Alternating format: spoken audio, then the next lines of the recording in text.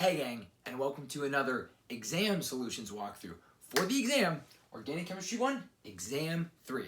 So by now, this is probably old hat for y'all, but just in case you're new here, a solutions walkthrough is wherever, whatever topic we're dealing with, you're gonna watch me, maybe you've looked at the practice exam for, the third test in Organic Chemistry 1. You saw the answers and you're a little puzzled, a little confused.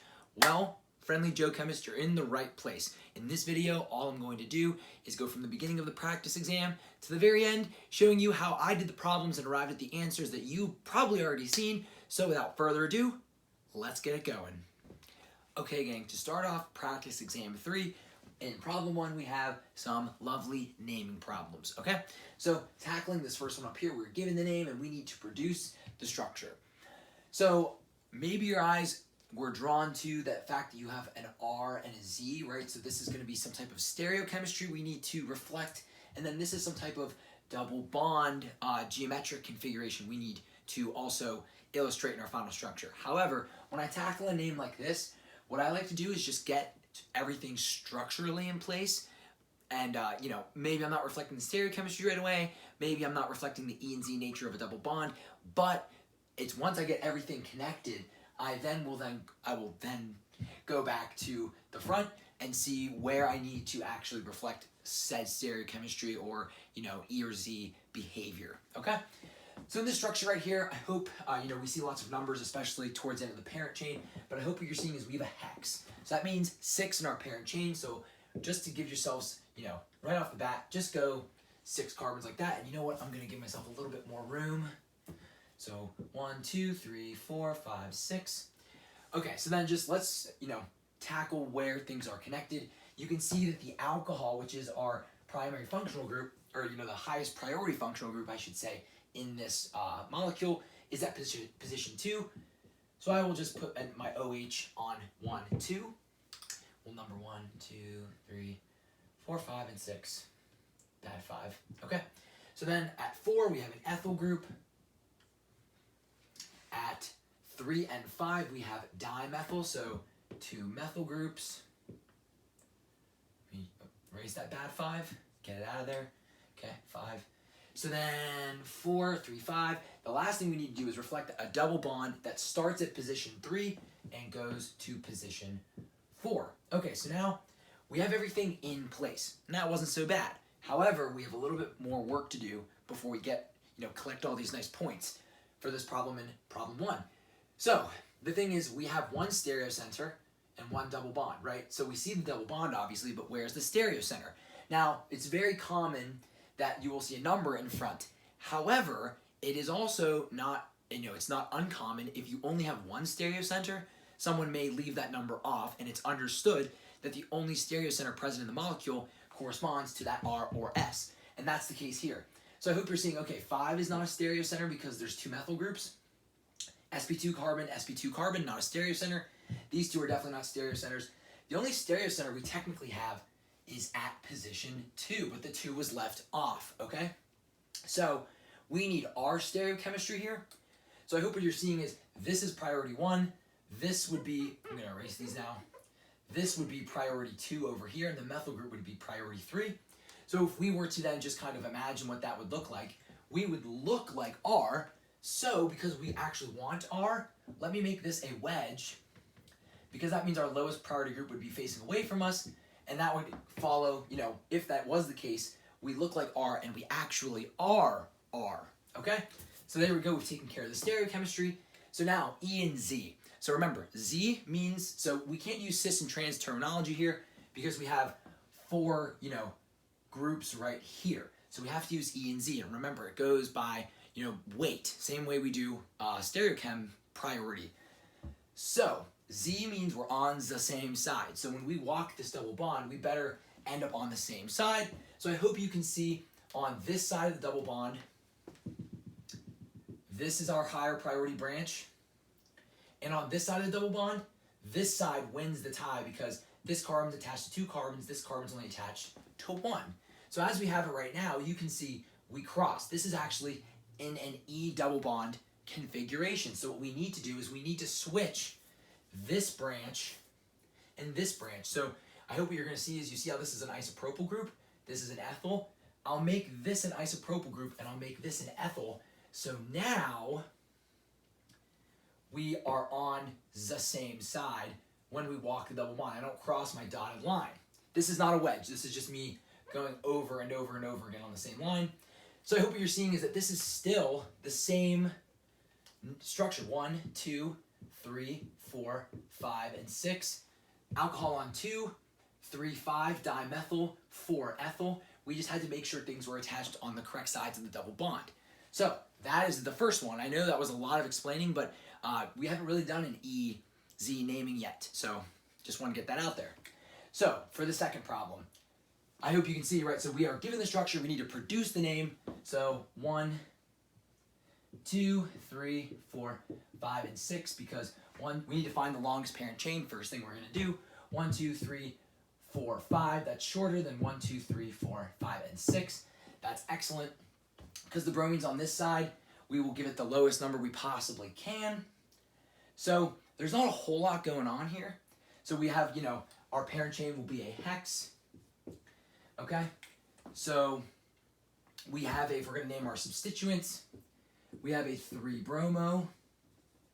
We have a 4-methyl. Okay? And those are the only substituents we have. The thing we need to reflect, though, we are going to have an alkene parent name, and it's going to be at position 3.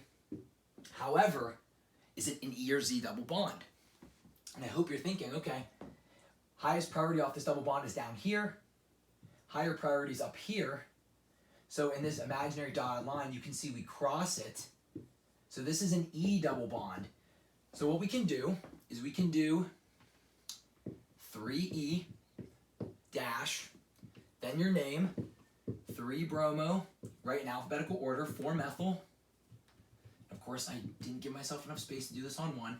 Remember, we'd run this all together.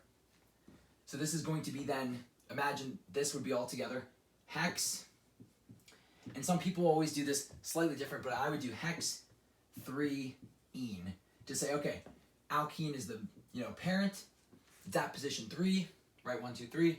So you can see bromine at 3, methyl at 4, double bond at 3, and it's an E, and because we only have one, maybe you were thinking about this, I don't technically have to put that there. So the 3E is optional. You could just put E there if you kind of want to flex a little bit. Okay, that is it for problem 1. On to 2. Okay, gang, in problem 2, what we're tasked with doing in 2 different situations is ranking from 1 to 4 the boiling points of these structures, 1 being the lowest, 4 being the highest. Okay, so you can see in A, the common thread here is we're dealing with alkenes, right? So remember how we do this is molecular weight is our, the first thing we're gonna use to rank structures. And if there's a tie, if there's a cis-trans thing going on, remember, because geometrically how alkenes are when they are cis, it kind of creates a mini dipole effect and they get the slight edge over their trans counterpart. Okay, so if we take a look here, I think right off the bat you can see 1, 2, 3, 4, 1, 2, 3, 4, 5, 6, 1, 2, 3, 4, 5, 6, and 1, 2, 3, 4. So these two are already going to have higher boiling points than the first and the fourth structures. And you can clearly see this is trans 2-butene and this is cis 2-butene. So trans 2-butene will have the lowest boiling point, and then cis 2-butene will have the, obviously it will have a higher boiling point, but we have to go with those two first before we can get to the hexene derivatives. Okay, so, or the hexenes rather.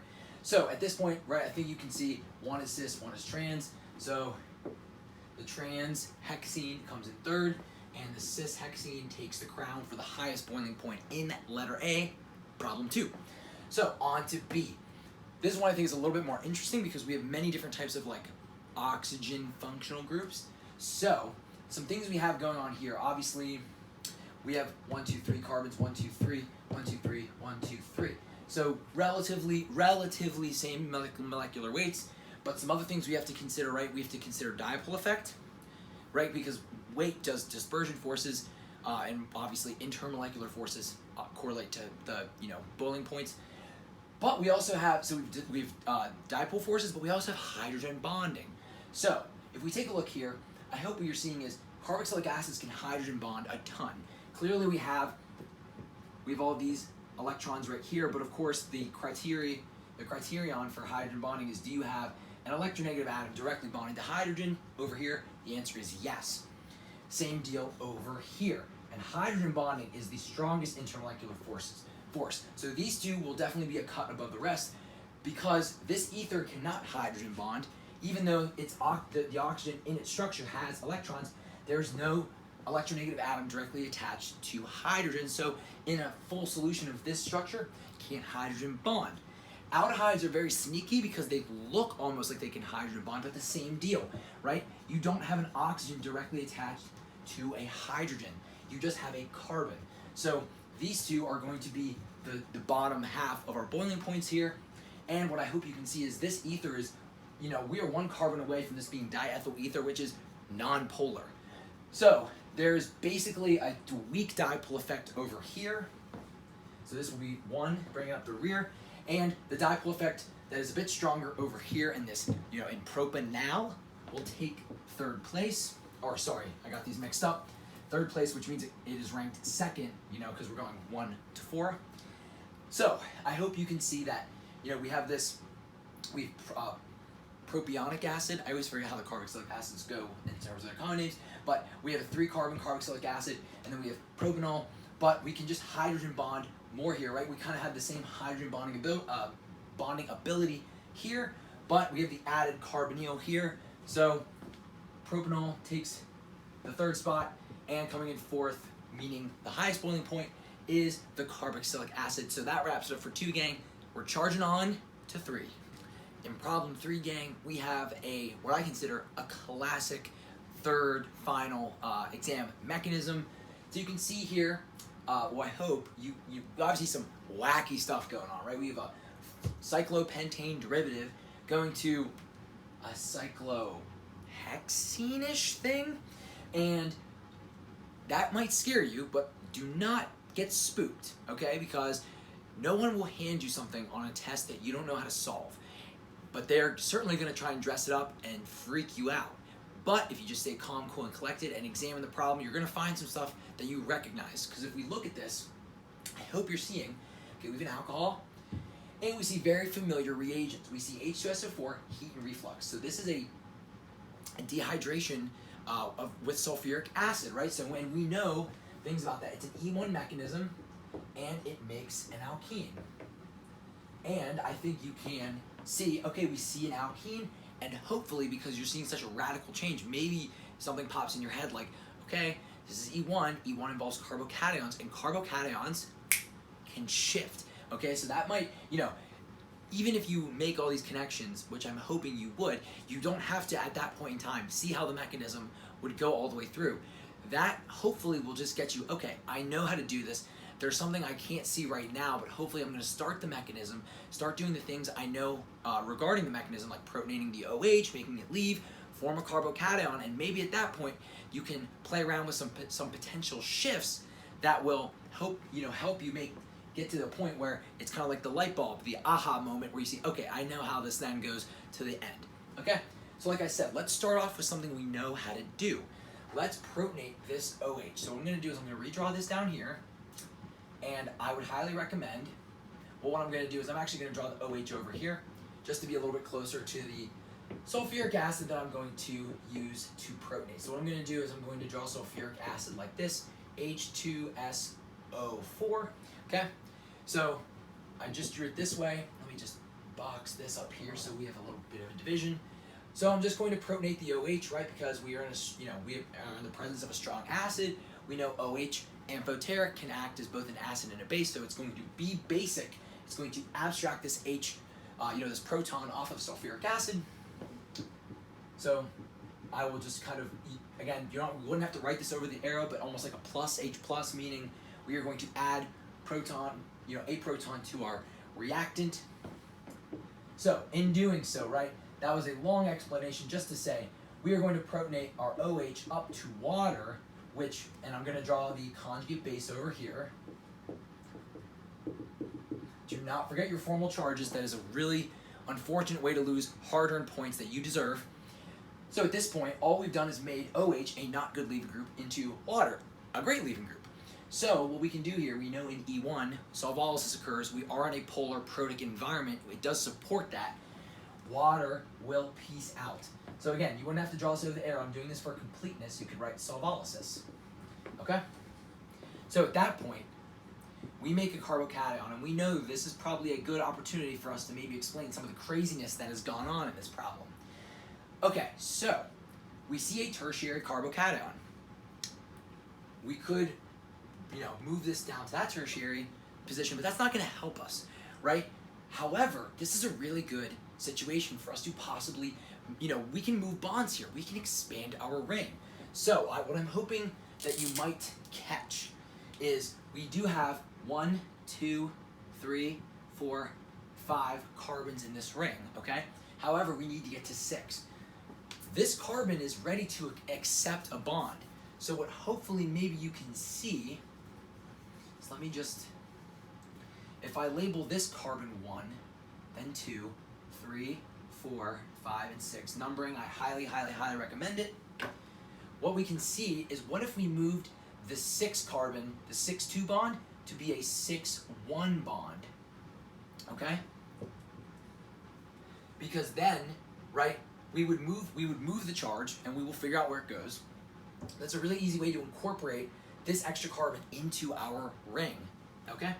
So what we can do here is we now have a cyclohexane. We went from a pentane to a hexane, which, right, going from 5 to 6 in terms of ring, right, you might think, why does this shift occur? Well, this has some ring string. Well, this has no ring string, right? Lovely cyclohexane. So that could be a driving force as to why the shift happens, if that's why you're wondering why this even happens in the first place. So once we do that, I like to play the game of let's number everyone again, because we need to fill in some of the extra things we have going on here, right? Namely, there's going to be something up here we have to deal with. Okay, so at position 1, I hope you're going to see that we have a methyl group off of 1. We have nothing on 2, nothing on 3, nothing on 4, nothing on 5, nothing on 6, okay? Now, at this point in time, I hope you're thinking, okay, so 6 maintained its bond here. It just moved it over to number 1. However, 2 lost a bond, okay? So 2 is actually where we have a positive charge right here, right? 2 is the one that is now electron deficient. And I didn't even follow my own advice. So make sure when you redraw stuff, numbering helps, because I actually have 2 methyl groups on 1, not just the one that I drew. So 2 methyl groups on 1, the charge is on 2, nothing on 3, 4, 5, and 6, okay? So, sorry, momentarily forgot that. I was panicking in my head. I was like, where's my second methyl group? Well, you didn't draw it, Joe. So, now that we have this, right, and again, you might be thinking to yourself, we had a tertiary carbocation, now we're secondary, so we're technically worse off. However, we are being told this mechanism happens, but also we did go from a 5-membered ring to a 6-membered ring, so that is an improvement. However, are we going to stay as the secondary carbocation? Our product tells us no, and looking at our carbocation, we can go from secondary, we can do a methyl shift. So not only do we do a ring opening and move the carbocation, improving ourselves from a 5-membered ring to a 6-membered ring, we're going to do a methyl shift to further improve ourselves. So if I do this, I hope you can see methyl group here, no longer does carbon 2 have the formal charge, it is back on carbon 1. And it is between these 2 tertiary carbons. So now finally, we've not only accommodated what we see in our product, we've definitely improved our carbocation to the point, the furthest extent we can. Now we actually need to eliminate, we need to actually get the double bond character that we see in our product. So what we'll do is we'll bring back our lovely and very patient sulfate conjugate base. We just need to grab a neighboring proton. That frees up these electrons to swing down and form our double bond. And if I'm going to draw a product down here, it does not matter that I have my methyl groups going to the right as opposed to the left, but we formed our most substituted double bond as we do with this reaction, right, in E1, and we have the same product. It's just flipped over like that. So again, I hope if you saw this mechanism and it freaked you out a little bit, this hopefully cleared up some things surrounding it. If you're still having some trouble, just hammer it again. It'll make sense eventually. It's one of those things, it blew my mind when I first saw it. So don't give up if it's throwing you for a loop. But we are moving on to problem 4. Okay, gang, moving on to part 4. We have, this will be part 1. We have part 2 next. We have 8 total complete the reaction questions. So here are the first 4. So in this first problem, what I hope you're seeing, okay, we do see a triol. We see 3 OHs, alcohols as far as the eye can see. But hopefully you're thinking, okay, really straightforward here. We just have H2SO4 and sodium dichromate. This is just the Jones oxidation. And you can just assume that there's an excess here. So really, we just have to oxidize, right? We're talking carboxylic acids and ketones. Not so bad.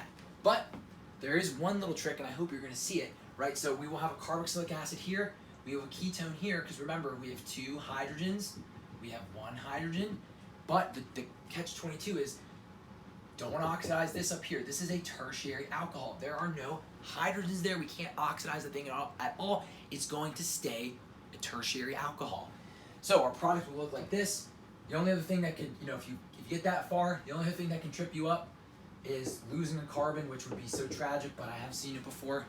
You just have to shed a tear, feel bad, pour one out for the homie. So there we go, we got that. We got our ketone right here. And just make sure that you reflect that the tertiary alcohol stays that way. And that is our product. Moving on to here, what I hope you're seeing obviously is that we have an epoxide. And remember, when we are attacking, or when we are working with epoxides, the first thing you have to, identify is basic environment, acidic environment.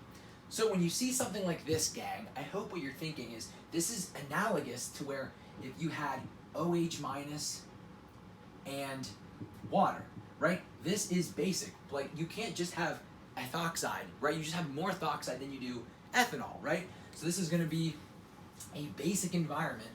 Ethoxide is our nucleophile. And remember, with epoxides and base, we attack, we have a steric mindset. We attack the more sterically available carbon. That's going to be this carbon right here that is secondary versus this tertiary carbon over here. So I will even just doodle my ethoxide. Make sure you attack with the nucleophilic oxygen, right? The ethyl piece is just along for the ride. Come from the backside. We will attach as a dash. Our leaving group leaves right there. You can assume that this O- that's going to get created will snatch up a hydrogen from ethanol right here. So we have the methyl group who is just hanging out along for the ride. We have our OH, and then remember, we have our O-ethyl attached here. Remember, it is O-ethyl. I see so often with students that they do this. Do not do that. That means something completely different. Yes, order matters, right? This is an ether, so O-ethyl, okay? Awesome. And again, we stay in epoxide city, except very explicitly we have, and it's not always going to be written as H+, right? Maybe someone puts H2SO4, some non-nucleophilic acid, maybe H3PO4, phosphoric acid. Here it's just water and H+. So this is screaming acidic environment. And we need to attack the more substituted carbon because remember, we've drawn the resonance. We've seen that the resonance favors a hybrid, the resonance hybrid has a contributor, and that carbon that's more substituted will bear a bigger portion of the positive charge.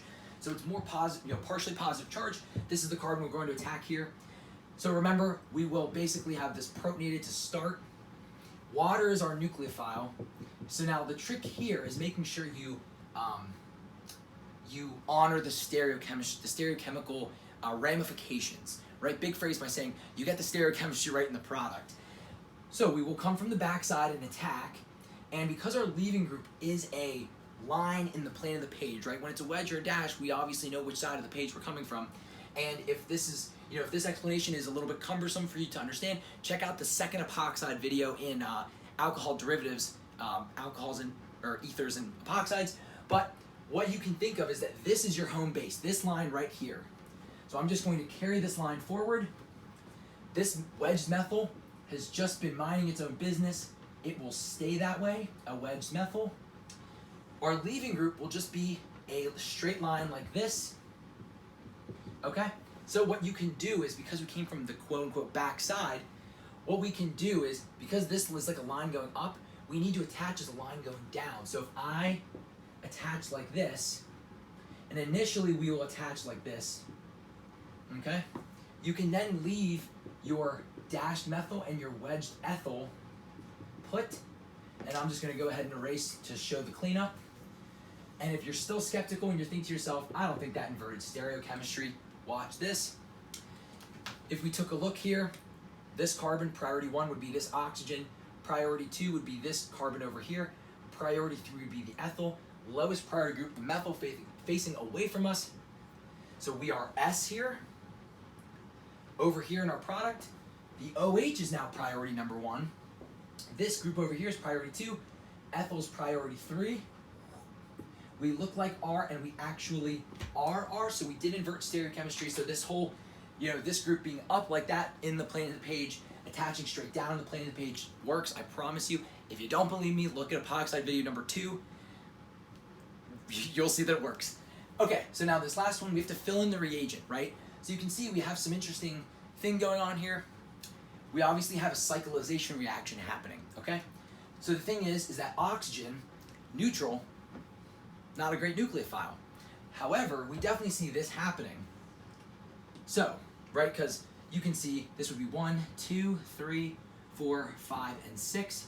So what can we do to make this reaction better? Let's put something over the air to actually accelerate this.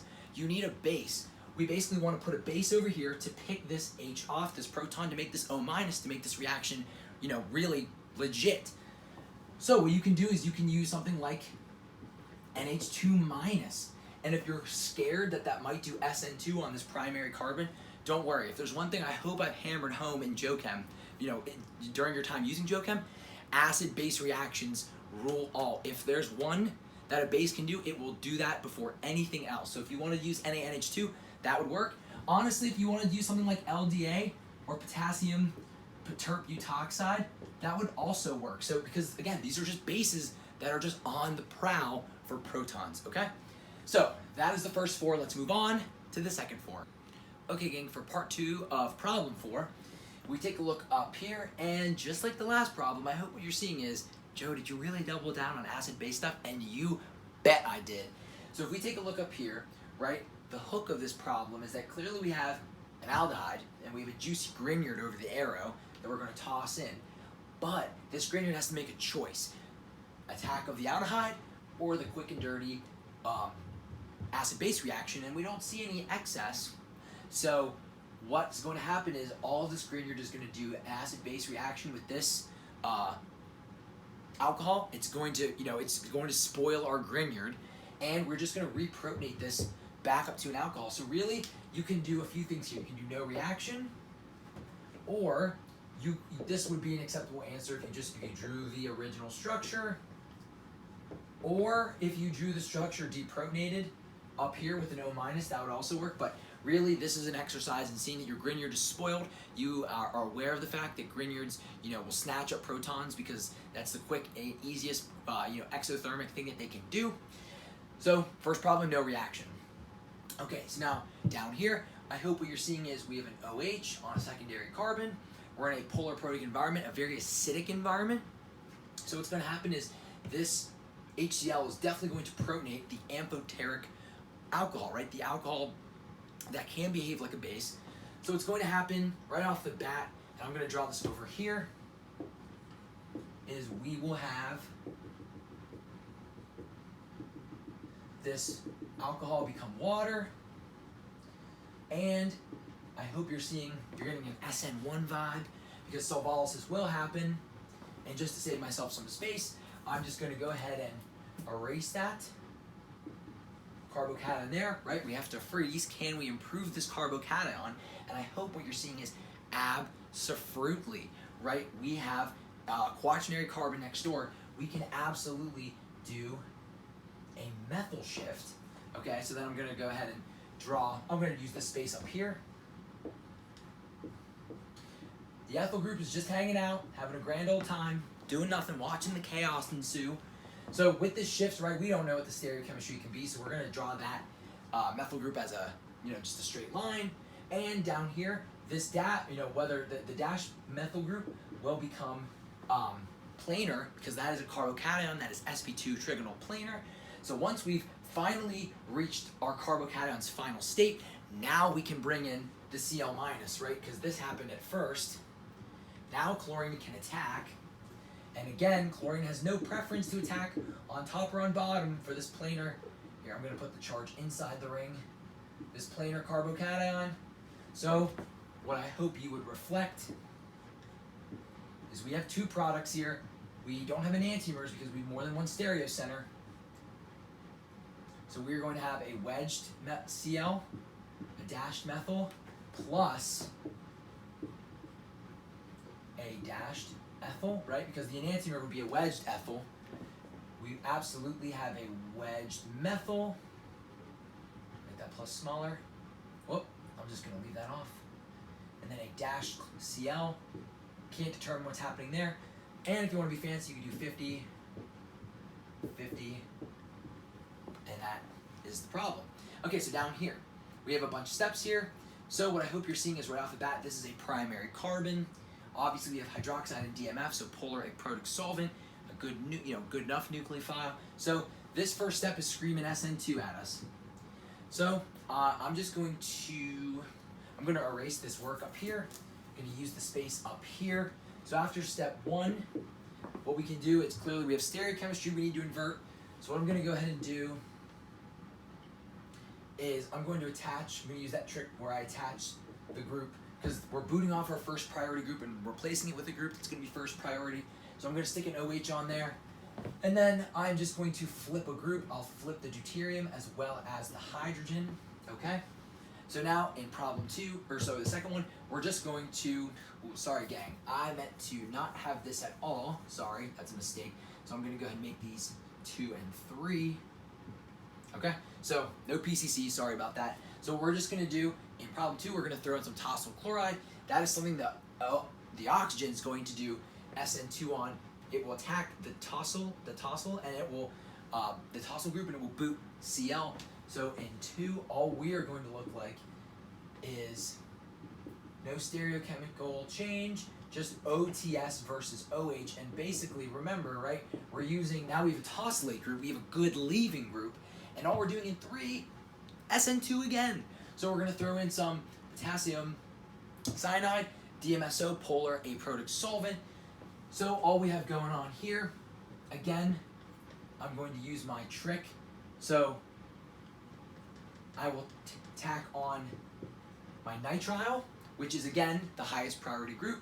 So what I will do is I will just flip deuterium and the hydrogen back again. So I've inverted my stereochemistry from step 2 to step 3. So really all we did was a double SN2. You can see really we just went from swapping out a bromine to a nitrile. Okay, so last but not least, I'm going to erase this and again use this lovely space that I have over here. Draw a line down there. So first step, back to our roots, free radical halogenation, right? So what we'll do in the first step is we will just stick on a chlorine right there. Second step, elemental magnesium. We are preparing a Grignard, okay? So you can see we have our propyl Grignard here, MgCl. Step 3, we're throwing in acetone. So we're gonna do some attacks. So what I'll do down here, or I'll do right here, is I'll draw some acetone, just giving you the behind the scenes. So for step 3, we are going to look like this. Dot carbon here. I'm going to draw a line to my other dot carbon. Then I have a carbon-carbon, and then an O minus. Okay, step 4, just some workup. So last but not least, our product will look like, oh, not that. And you can see 3 carbons here, 3 carbons there, 1, 2, 3, 4, 5, 6. That accounts for everybody. So that does it for 4. On to 5. Okay, gang, to round out practice exam 3, we have a synthesis problem. So we're going to start with methyl cyclohexane and methane, and you can see we're going to make this product on the right. So, of course, we always count our carbons when we do synthesis, so we have 7 carbons here, so 7, 8. And you can see we have 6 from the ring, 7 and 8. So really we just need one of these, and obviously we're going to make one of those. Okay, so this product looks a bit strange, and there's kind of like a trick here. So I hope you're realizing there's not so many wrenches people can throw at you, but one way that I think synthesis problems can get made very difficult in OCHEM 1 is dressing up the product at the very end. So you do like a piece sticking together reaction, whether it be a Grignard, attacking an epoxide, something like that, and then you do something additional to it. So I hope you're looking at this and you're seeing, a dashed ether and OCH3, and we do have an oxygen presence, but it's a ketone. So the first thing I want to start with, and maybe, I feel like maybe do a couple of these, or you see a couple of these, and then, so if you didn't get this off the bat, do not worry. If we step this to back one, I want to kind of I want to go from a ketone back to something, I want to go back to its alcohol form is what I'm trying to say. So if I were to step this back, you can use PCC, or you could use the Jones oxidation reagents, right? Because there's no worry of, aldehyde versus carboxylic acid here.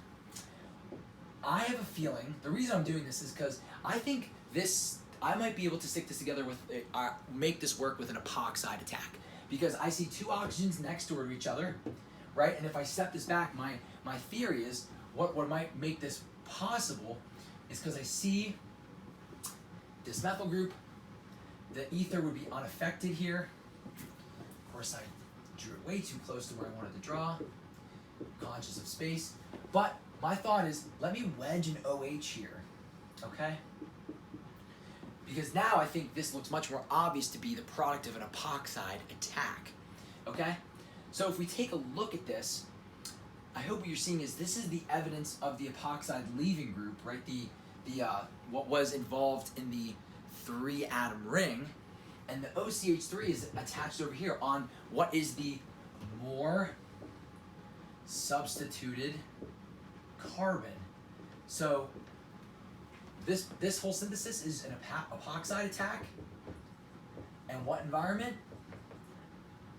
Acidic. Okay? So it's an acidic epoxide attack, but at the very end, we just dressed up the product with a PCC oxidation, okay? So if I were to step this back one more, and I'm gonna go down this time just to use more of my lovely whiteboard, I hope what you're seeing, like what you're thinking is the epoxide looked like this. Wedge, wedge, and a dashed methyl group here, right? It has to be wedged because our leaving group right here is a wedge, so this bond would have broken like this, okay? And it would have, because it happened in acid, it needs to have H3O+ present, okay? So, or some acid, right? It could be H2SO4, it could be anything. I'm just gonna use generic H3O+, or you know what I can even do, I'll just keep it even more generic, I'll just write H+, okay? And that's totally fine. So, what was the thing we attacked with? Well, it had to be CH3OH, right? It needed to be, we needed this presence. Obviously, this H would get dropped off in the, a cleanup step. But we know this would attack, right? This would momentarily be protonated, and then we would attack up here. That would flip the methyl group up. This would break the bond, right? And again, gang, if you're thinking to yourself, I would not have gotten that, don't worry. I was really bad at picking up on epoxide syntheses. I feel like you just need to look at one, maybe do the same one a couple times, and then they get a little bit more obvious to you. Okay, so now in doing that, breaking these down, we have two mini synthesis problems because you can see we have 7 carbons right here, and we have 1 carbon right here. So let's go ahead and just make our methanol nucleophile. So what I'll even do down here is I'll go like this, and I could really easily just create this methanol by just doing SN2 on methyl with a good leaving group. And I know how to make this. I could just do Br2, light and heat. Chlorine would also work. Bromine just has a special place in my heart. Done, right? Half of this is done. Then we just need this epoxide, so don't forget, how do we make epoxides? Well, we need a double bond. Because when we have a double bond, we can treat the double bond with MCPBA to get a lovely epoxide, right? So how can we get a double bond? Well, we need to use E2. So if we had something like this, we could just throw in something like NaNH2 or just NH2-, right? if I'm stepping this back the way it is and I'm putting a leaving group on this tertiary carbon, it doesn't matter. I can use any base. I can use any small base I want, but it needs to be a small base. So don't be grabbing the LDA or the potassium tert-butoxide, because then your synthesis would kind of hit a snag because you would make that double bond. And last but not least, how do we make this? Well, we want complete selectivity on that tertiary carbon. We need the pickiest person we know, bromine. Okay, gang, that does it for practice exam 3. I hope you saw some good problems in preparation for what is coming up in your class. If you're watching this video, that means you have supported jOeCHEM financially, and I cannot thank you enough for 1, using the website, and 2, throwing me a couple of bucks. I'm so humbled you're using jOeCHEM as a tool to power you to carbon success. I'm so glad you're using it right now. I hope you're using it to the very end of your carbon career. But if anything, I hope to see you all in the next video.